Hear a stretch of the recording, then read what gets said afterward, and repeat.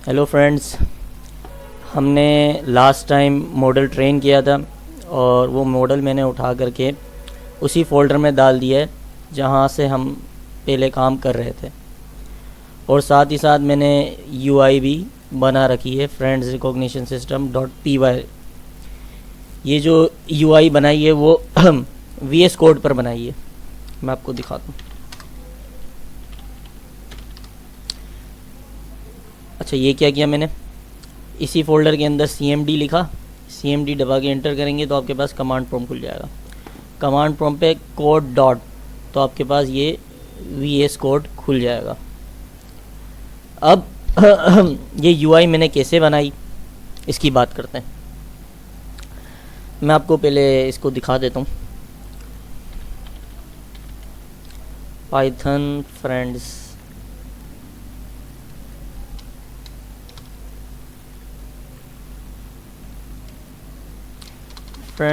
Recognition system.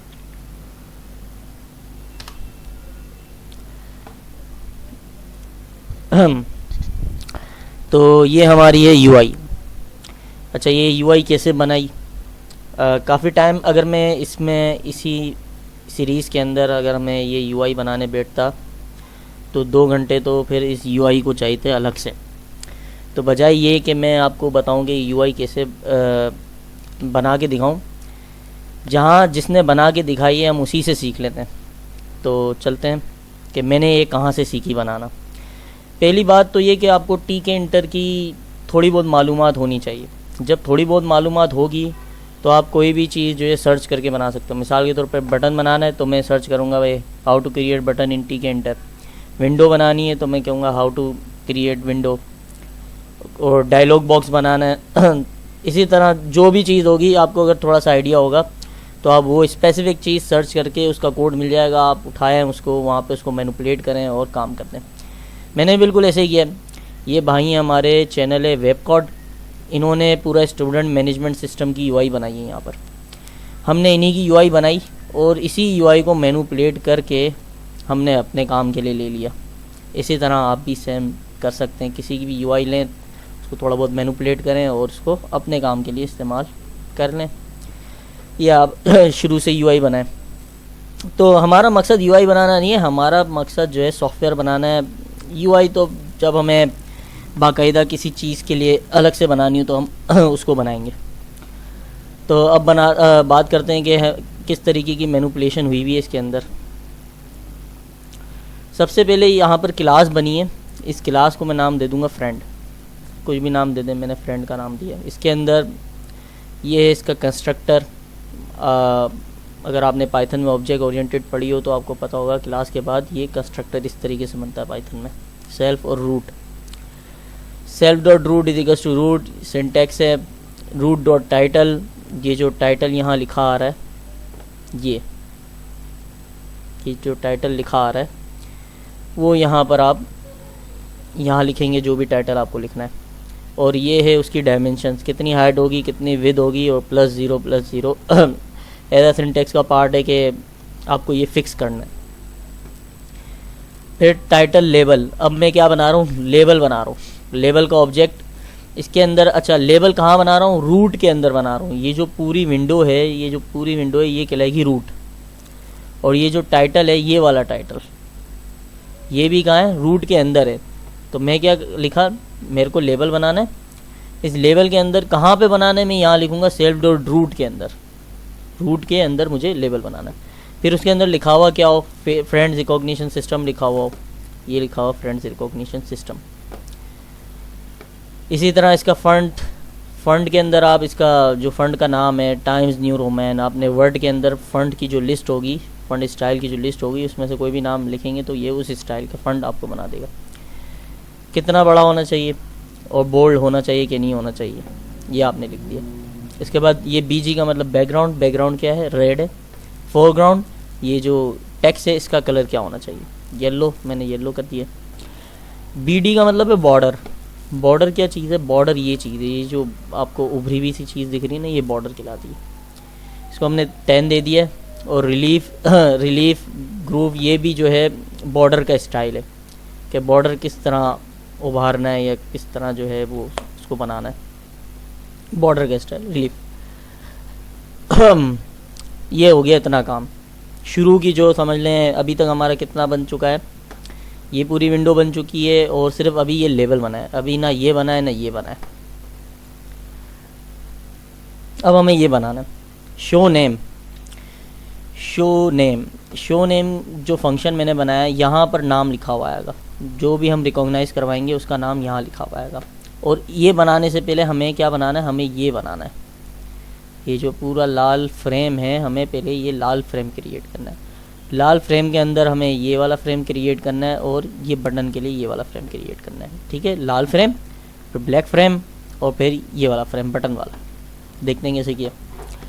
तो show name के अंदर हमने क्या करा, मैनेज ये एक फ्रेम बनाया, और फ्रेम किसके अंदर बनाना है, रूट के अंदर बनाना है। इसके अंदर भी हमने बॉर्डर क्रिएट किया और रिलीफ और बैकग्राउंड कलर जो है क्रिम्सन डाला है। क्रिम्सन रेड जैसा होता है, जैसे ये बाकायदा रेड है लेकिन ये क्रिम्सन है। अच्छा, इसको कहाँ प्लेस करना है, x = 10 y = 100। ये x 10 का मतलब है यहाँ से जहाँ मेरा कर्सर है, यहाँ से आप 10 पे जाएं, 10 पिक्सल, और y पे 100 पे, यहाँ पहुँच गए। अब यहाँ से बनाना शुरू करना है। तो आपने फिर इसकी विड्थ कितनी होगी, हाइट कितनी होगी, वो आपने दे देनी है। ये बन गया आपका ये लाल वाला फ्रेम, ये लाल वाला फ्रेम तैयार हो गया। अब इसके अंदर आपने ये वाला फ्रेम बनाना है, टेक्स्ट वाला। टेक्स्ट वाले फ्रेम के लिए हमने एक फ्रेम बनाया और उसको हमने किसके अंदर बनाया है, लाल वाले फ्रेम के अंदर बनाया। तो हमने ये मैनेज डॉट फ्रेम यहाँ डाला है, और मैनेज डॉट फ्रेम किसके अंदर बनाया था, रूट के अंदर। तो रूट की यहाँ लिखा था। फिर इसका भी बॉर्डर हमने 6 किया, रिलीफ रिच किया, और बैकग्राउंड कलर क्या है, ब्लैक है। तो हमारा क्या बन गया, ये भी बन गया। अब इसको इसकी प्लेसमेंट कहाँ रखनी है कि भाई 33 x 33 y 500। तो अब ये जो है रूट से नहीं लेगा, अब ये कहाँ से लेगा, सॉरी ये मैं किसकी बात करूँ, बटन पे आ गया, मैं यहाँ की बात करूँ। x20 y = 50, ये जो टेक्स्ट फ्रेम है इसको कहाँ रखना है। तो अब ये x को ना के इधर से देखेगा बल्कि इधर से देखेगा, x = 20 y = 50। यहाँ से फिर आप हाइट देंगे तो इतनी हाइट ले लेगा और इतनी विड्थ ले लेगा। तो आपका ये ब्लैक फ्रेम भी तैयार हो जाएगा। इसके अंदर आपका टेक्स्ट शो होगा, जो भी आप टेक्स्ट देंगे वो शो होगा। अच्छा, अब इसी फ्रेम के अंदर हमें लेबल बनाना है, क्योंकि फ्रेम के अंदर कोई चीज़ शो नहीं होती। उस फ्रेम के अंदर एक लेबल अगर आप डालेंगे तो उस लेबल में चीज़ शो होगी। तो हमने उसी फ्रेम के अंदर लेबल बनाया। अब उसी फ्रेम का मतलब है टेक्स्ट फ्रेम के अंदर। तो टेक्स्ट फ्रेम हमने यहाँ डाल दिया, बैकग्राउंड कलर को ब्लैक कर दिया, टेक्स्ट यहाँ पे = नेम। या मैं कोई भी स्ट्रिंग लिखूंगा तो वो स्ट्रिंग लिखा हुआ आ जाएगा, लेकिन मुझे डायनेमिकली करना है कि मैं जब चाहूँ जब भी लिखा हुआ है। तो मैंने यहाँ आर्ग्यूमेंट पास किया नेम, वो नेम यहाँ आके प्लेस होगा, और जो भी उस वक्त नेम में लिखा होगा वो उसमें ब्लैक विंडो में आके लिखा हुआ आ जाएगा। फिर इसकी भी विड्थ दे दी, हाइट दे दी, और फ्रंट साइज, फ्रंट स्टाइल वगैरह जो है वो दे दिया हमने। और इस टेक्स्ट को कर दिया पैक, यानी इसको लॉक कर दिया। ये लेबल को मैंने लॉक कर दिया उस फ्रेम के अंदर। अब मुझे ये बटन बनाने, ये भी किसके अंदर बनाने, मैनेज फ्रेम के अंदर बनाने। तो इसका भी एक फ्रेम बना हुआ है, ये देखें, पहले फ्रेम बना हुआ है और फिर फ्रेम के अंदर बटन बने हुए। तो हम बनाएंगे बटन की फ्रेम। तो हमने बटन की फ्रेम = फ्रेम कहाँ पे बनानी है, रूट के अंदर बनानी है। और ब्रिज रीफ और बैकग्राउंड जो है लाइट ब्लू, और इसको हमने प्लेस कर दिया है 33। ये मैंने आपको बता दिया किस तरीके से इसकी डायमेंशंस लेते हैं। और कहाँ पे डालना है बटन को, अब ये बटन की बात करें, बटन का ऑब्जेक्ट बना रहे हैं, कहाँ पे डालना है, बटन फ्रेम के अंदर डालना है बटन को। टेक्स्ट ब्राउज, एक ब्राउज नाम का हमने बटन बनाना है और एक रिकॉग्नाइज का बटन बनाना है। 2 बटन बनाने हैं। हाइट कितनी रखनी है बटन की, विड्थ कितनी रखनी है, उसका बैकग्राउंड कलर क्या रखना है, लाइट ग्रीन रखना है। तो देखें लाइट ग्रीन है इसका कलर। आप कुछ भी रख सकते हैं, आप अपनी मर्ज़ी से UI किसी भी तरीके की बना सकते हैं। कमांड के अंदर हम वो फंक्शन लिखते हैं जो उस बटन दबाने पे कॉल होगा। ये ब्राउज का बटन है, तो ब्राउज के बटन में हम कौन सा फंक्शन कॉल कर रहे हैं, कॉल बैक का। और रिकॉग्नाइज का जो बटन है B2, उसको जब हम क्लिक करेंगे तो रिकॉग्नाइज का फंक्शन कॉल हो जाएगा। इतनी बात हो गई। यानी हमारा ये पूरी चीज़ बन चुकी है। सॉरी फ्रेंड्स, गला थोड़ा ख़राब है। अच्छा, ये इस फ्रेम की बात हो चुकी थी पूरे। अब हम इस फ्रेम की बात करते हैं। थीम ये है कि इस फ्रेम में हमें नाम को शो कराना है और इस फ्रेम में हमें इमेज को शो कराना है। जो भी हम इमेज सेलेक्ट करेंगे ब्राउज़ के ज़रिए वो यहाँ शो होनी चाहिए। तो हमने एक फंक्शन बनाया जिसका नाम रखा है हमने शो इमेज। इसके अंदर सेल्फ आ रहा है और इमेज का पाथ आ रहा है, यानी जो भी इमेज का पाथ यहाँ आएगा वो हम उस इमेज को उस जगह पे शो करा देंगे। तो अब देखें यहाँ पर 2 फ्रेम्स बनी हुई हैं, 1 फ्रेम 2 फ्रेम। तो देखते हैं, पहली फ्रेम को हमने नाम दिया डिटेल फ्रेम, और ये कहाँ बनी है, रूट की जो विंडो है उस पर बनी हुई है। BD अगेन सारा मतलब वही है। इसको प्लेस कर दिया हमने। प्लेस का आपको पता है कि X से 500 और Y से समथिंग। तो फिर यहाँ से ये हाइट और विड्थ देंगे तो यहाँ से बनाना शुरू कर देगा। फिर इसके अंदर एक और फ्रेम बनी हुई है टैब फ्रेम, और ये कहाँ बनी है, डिटेल फ्रेम के अंदर। तो हमने यहाँ दे दिया डिटेल फ्रेम। तो 2 फ्रेम्स बन जाएंगी हमारी। ये एक फ्रेम बन गई, ये दूसरी फ्रेम बन गई। अच्छा, अब यहाँ पे हमने लिखा है इफ़ इमेज पाथ। अगर इमेज पाथ खाली है तो कुछ भी मत करो, पास कर दो। खाली पास का मतलब छोड़ दो, वैसे ही आगे जाने दो। तो आपको पता है या तो इफ़ चलता है या तो एल्स। अगर इफ़ चल गया तो इसका मतलब एल्स नहीं चलेगा और बस ये ऐसे ही फंक्शन खाली चले जाएगा। अगर इमेज पाथ में कुछ है तो ये एल्स पे आ जाएगा। एल्स पे ये क्या करेगा, जो इमेज पाथ आया है उसको ओपन करेगा, उस इमेज को, और इसके अंदर यहाँ आ जाएगी। और फिर इस इमेज को TK इमेज में, जो किंटल जो इमेज दिखा सकता है उसके ऑब्जेक्ट में कन्वर्ट करेंगे, और फिर इसको इमेज के अंदर सेव करा लेंगे। अब इसके अंदर रियल इमेज है। अब हमने इमेज का लेबल बनाया, image label equals to label, और इसके अंदर कौन सा फ्रेम, किस फ्रेम में शो करानी है, हमें इस फ्रेम में शो करानी है, टैब फ्रेम के अंदर। तो हमने यहाँ पर टैब फ्रेम डाल दिया, टैब फ्रेम, और इमेज आएगी हमारी IMG। सही है। अच्छा, ये इमेज डॉट ओपन कहाँ से आया, इमेज TK कहाँ से आया, ये हमने ऊपर अलग से लाइब्रेरीज इनकी इंक्लूड कराई है। ये रहा इमेज, ये पिल की लाइब्रेरी से हमने इमेज और इमेज TK हमने लिया है। अच्छा, अब इमेज आपने क्या कराई, एक ऑब्जेक्ट बना लिया लेबल का, और उसके अंदर आपने इमेज डाल दी, और आपने कहा है कि इमेज लेबल डॉट इमेज, उसके अंदर ये वाली इमेज आ जाएगी। और ये जो इमेज जब आएगी तो आप इसको जब शो करोगे तो किस तरह शो करोगे, पूरा एक्सपेंड कर दोगे, यानी इस पूरे के ऊपर हमारी इमेज शो होनी चाहिए। पूरा एक्सपेंड कर देंगे, X से भी Y से भी। और एक्सपेंड इक्वल्स टू 1 का मतलब है X से भी एक्सपेंड कर दो, Y से भी एक्सपेंड कर दो। बहुत फिल का मतलब भी यही है कि पूरी फैलाव हो जाए इमेज का। अच्छा, ये हो गई इमेज शो करने की बात। अब हम आ जाते हैं, ये पूरी UI बन गई हमारी, ये फ्रेम भी बन गई और ये फ्रेम भी बन गई। अब हम बात करते हैं लॉजिक की, कि ब्राउज़ का बटन जब दबाएगा तो उसके पास एक इमेज का पाथ आ जाएगा, और इमेज के पाथ से यहाँ पे वो इमेज शो होगी। तो 2 बटन है हमारे पास, एक ब्राउज़ और एक रिकॉग्नाइज। ब्राउज़ के बटन में जाएंगे तो कॉल बैक का फंक्शन कॉल होगा। तो कॉल बैक पे चलते हैं हम। कॉल बैक का फंक्शन कॉल होगा तो ये इमेज ग्लोबल पाथ, ये हमने क्या बनाया है, एक इमेज पाथ का वेरिएबल बनाया है जो कि ग्लोबली है। ये कहाँ बनाया है ये भी मैं बताता हूँ। इसका सिंटेक्स क्या है, डायलॉग बॉक्स का, file dialog ask dot open file name. इससे क्या होगा, इस कोड से बेसिकली हमें ब्राउज़ का बटन दबाऊँ तो मैं चाहता हूँ कि जैसे मैं ब्राउज़ का बटन दबाऊँ तो मेरे पास ये विंडो खुल के आ जाए। सही है। तो ये विंडो खुल के आ जाए तो मैंने लिखा सिंपल गूगल पे कि भाई हम किस तरह जो है डायलॉग बॉक्स बना सकते हैं। तो उन्होंने मुझे ये कोड दे दिया, मैंने यहाँ लिखा। अब मैं क्या करूँगा, जब वो दबाऊँगा तो वो फाइल डायलॉग की विंडो खुल जाएगी मेरे पास। प्रिंट करा दिया इमेज पाथ कि भाई इमेज पाथ यहाँ पे आ रहा है कि नहीं, डिबगिंग के लिए। और फिर जो इमेज आ गई उसको क्या कराना है, मुझे शो कराना है। तो मैंने लिखा ऑब्जेक्ट डॉट शो इमेज, और कौन सी इमेज शो करानी है, इमेज पाथ। ये कौन सा फंक्शन मैंने कॉल किया है, इस क्लास के ऑब्जेक्ट का फंक्शन कॉल किया है, क्या है, शो इमेज। ये वाला फंक्शन मैंने कॉल किया है जो अभी हमने समझा है। इमेज पाथ यहाँ आएगा और वो इमेज शो हो जाएगी। ये हो गई कॉल बैक की बात। अब बात कर लेते हैं,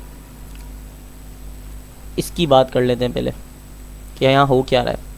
देखें यहाँ से कोड चलना आपका शुरू होगा। कहाँ से शुरू होगा? मेन के नीचे से कोड चलना शुरू होगा। हमने यहाँ दो वेरिएबल बना लिए, एक इमेज पाथ और एक नेम, और इसको क्या छोड़ा हुआ है? खाली। नेम में क्या जाएगा? जो नेम रिकॉग्नाइज होगा वो उस विंडो में शो होगा, और इमेज पाथ के अंदर जो भी हम इमेज सेलेक्ट करेंगे वो पाथ इसके अंदर आ जाएगा। और आपको पता है टीके इंटर को इस्तेमाल करने के लिए रूट का ऑब्जेक्ट बनाना पड़ता है। रूट का ऑब्जेक्ट बनाया, फिर मैंने इस क्लास का ऑब्जेक्ट बनाया, इस क्लास का ऑब्जेक्ट बनाया फ्रेंड का, और इसके अंदर ये रूट हमने पास कर दिया। और फिर यहाँ पर हमने ये शो इमेज वाला फंक्शन भी कॉल किया हुआ है और शो नेम वाला भी कॉल किया हुआ है, और यहाँ पे लगा हुआ है मेन लूप। इन दोनों के दरमियान ये चीज़ बार बार चलती रहती है। मेन लूप क्या करता है? ये चीज़ बार बार चलती रहती है। आपको ये दिखती तो एक ही बार है, लेकिन वो अंदर से बार बार रन कर रही होती है। तो ये चीज़ बार बार कॉल हो रही होगी। जब इसके अंदर खाली होगा तो कुछ नहीं आएगा, जब इसके अंदर कुछ आ जाएगा तो नेम भी बार आपको लिखा हुआ दिख रहा होगा, और इमेज पाथ भी, इमेज भी शो हुई भी दिख रही होगी। अब बात कर लेते हैं ऊपर रिकॉग्नाइज दूसरे फंक्शंस की। रिकॉग्नाइज क्या करेगा? ये जो मॉडल है उसमें डाल देगा, लेकिन रिकॉग्नाइज से पहले हम पहले मॉडल की बात कर लेते हैं। हमने लाइब्रेरीज इंक्लूड कराई, लाइब्रेरीज इंपोर्ट कराने के बाद हमने मॉडल को इंपोर्ट कराना है इसके अंदर। मॉडल को किस तरह इंपोर्ट कराना है? हमने लिखना है keras.models.load मॉडल, और इसके अंदर हमने उस मॉडल का नाम, ये जो हमने अपना फोल्डर बनाया है इसके अंदर जो हमने वहाँ पे मॉडल डाउनलोड किया था उसका नाम हमने कहाँ डाल देना है? इसमें डाल देना है। अब आपके पास मॉडल आ चुका है। अब हम बात करते हैं रिकॉग्नाइज वाले फंक्शन की। अच्छा, इससे पहले एक स्पीक के फंक्शन की बात कर लेते हैं कि जो लिखा हुआ आपको बोलती हुई नज़र आ रही है कि जो नाम होगा वो बोलेगी। उसके लिए हमने लाइब्रेरी यूज़ की है टेक्स्ट टू स्पीच। कौन सी लाइब्रेरी है? Text to speech. जो भी टेक्स्ट आता है ये उसकी स्पीच बोल देती है उसको। तो इसके अंदर जो ये इसका सिंटैक्स है इसको इनिशियलाइज़ कराने का, और इसको हमने इंजन के अंदर स्टोर कर लिया। सेट प्रॉपर्टी, यहाँ से आप जो है इसका जो स्पीड है बोलने की वो कम ज़्यादा कर सकते हैं। 140 है मेरे ख्याल से, मेरे पास सही आ रही है, तो आप अपने पास चेक कर लीजिएगा। यहाँ पर हमने इसको वॉइसेस दिया कि भाई हम वॉइस यूज़ करना चाह रहे हैं, और यहाँ पर हमने ये समझ लें सिंटैक्स है कि आप किस तरह टेक्स्ट टू स्पीच का काम ले सकते हैं।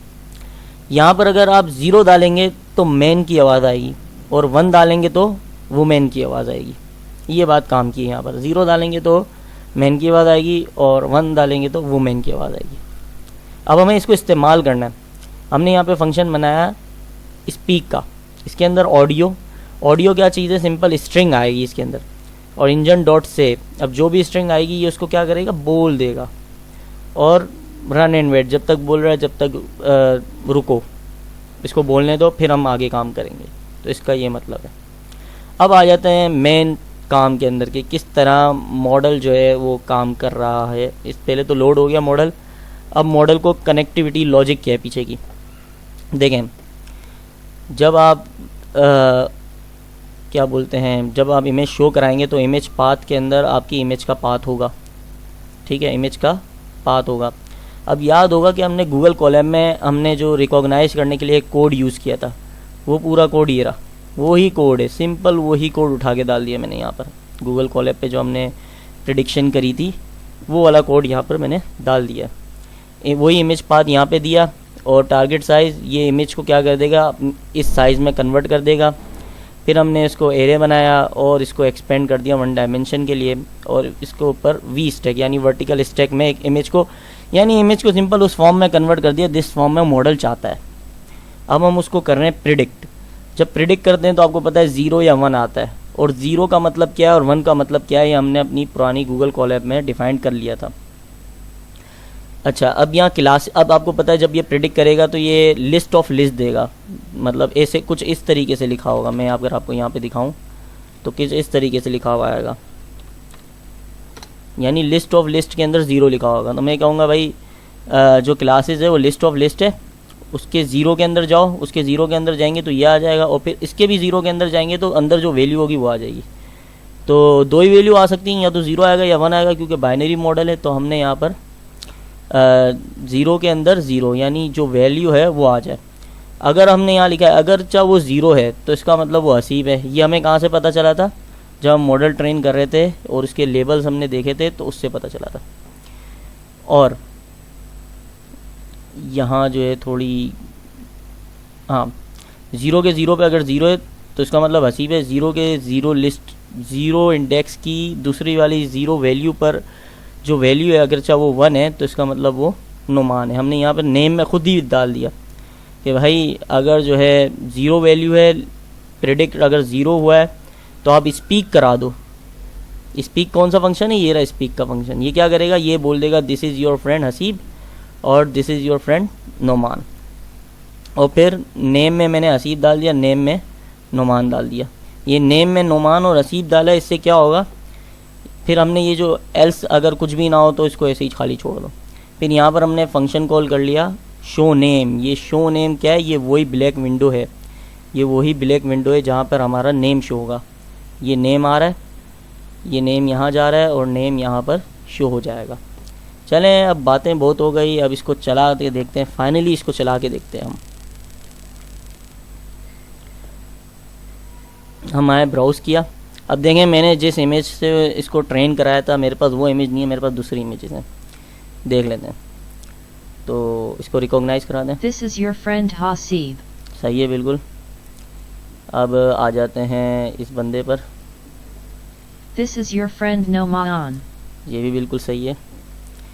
और ये ले लेते हैं, ये बिल्कुल बच्चे की तस्वीर है उसकी। This is your friend Nomaan.